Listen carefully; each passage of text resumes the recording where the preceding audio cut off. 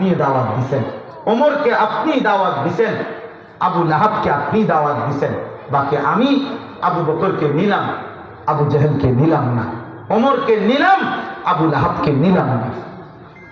আমার ইচ্ছে।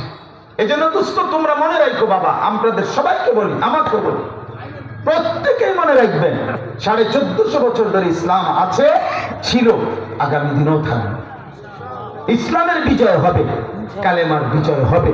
মাহদী এই পৃথিবীতে আসবে, দাজ্জাল প্রকাশ পাবে এবং দাজ্জাল নিহত হবে। ইহুদিদের শেষ ব্যক্তিটা নিহত হবে।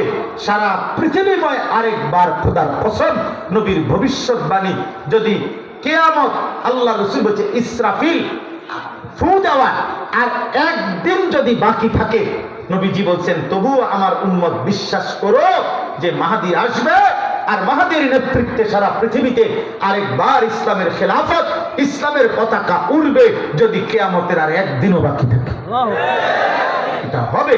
কিন্তু তোমাদের মতো অনেক ছেলে মনে রাখো, চরিত্রহীন, লম্পট, জুয়ারি, মদখোর, নেশাখোর, নারী লুভি, উলঙ্গ ছবি দেখায় অভ্যস্ত, বেঈমান মুশরিকের চাল চলন, চুল চেহারা হতে পারে যুবক, তোরে নিবে না খোদা, তোরে ছাড়াই ইসলামের বিজয় হতো। সেদিন আবু জেহেলকে ছাড়াই ইসলামের বিজয় হয়েছে, আবু লাহাবকে ছাড়াই ইসলাম বিজয় হয়েছে। অতএব আল্লাহর জন্য যা দরকার তা তিনি নিবে।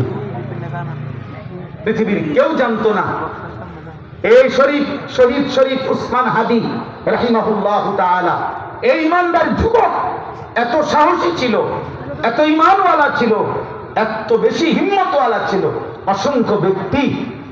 অসংখ্য ব্যক্তি এমনও ছিল গুলিবিদ্ধ হওয়ার আগে যারা তার নাম কোনোদিন শুনেও না, কিন্তু আল্লাহ তাআলা আল্লাহর বান্দার কলিজায় কলিজায় তার নাম বসায় দিয়েছে, কলিজায় কলিজায় বসায় দিয়েছে।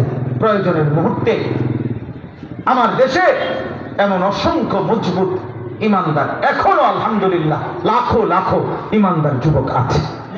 তুমি সময়ই দেবে, যখন যে দূর লাগবে মালিক যা রাখবে, যাকে নিবে তিনি নেবে। মূলত হেদায়েত দেয় কে?